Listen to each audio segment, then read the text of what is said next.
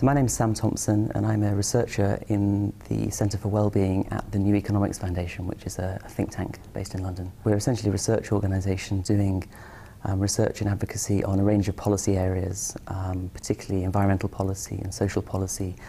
And the area that I work in especially is to do with well-being and quality of life. People tend to hire us because they want some new thinking, and we have to sort of push ourselves to make sure we're being original.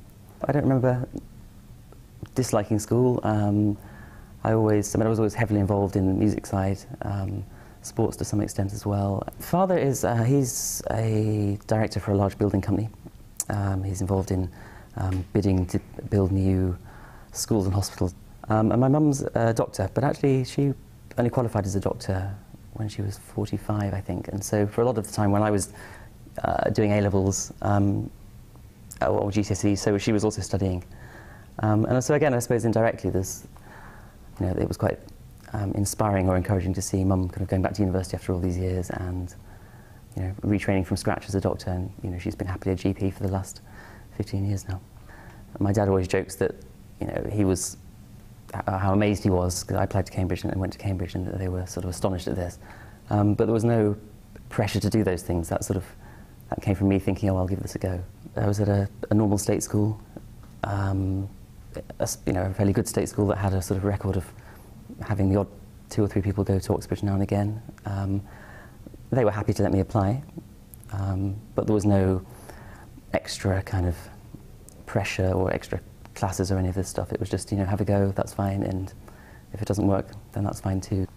Well, I think firstly you're slightly kind of in shock and awe at the, abilities of everyone around you. As I say, you can tend to feel something of a big fish in a small pond, and then you get to college and everybody's excellent at something or everything, and that can be a bit disconcerting.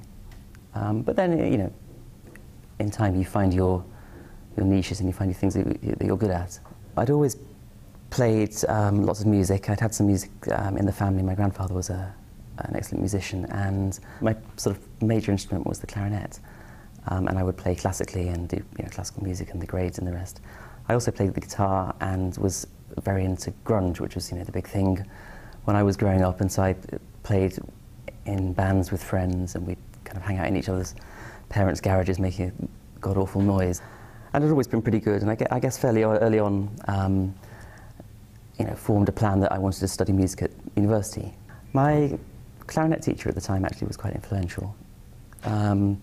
In that whilst he was a professional player, he's also someone who'd had quite an academic music background, and he, without really advising me directly, I think I looked up to him and sort of saw the route he'd taken as a good route, and in fact ended up going to the same university and the same college as he was at. I didn't, in the end, study at a music college, and in fact went to a university with a very academic music course, which I'm quite glad about actually, because when it came down to it, I probably wasn't quite good enough to be a professional musician.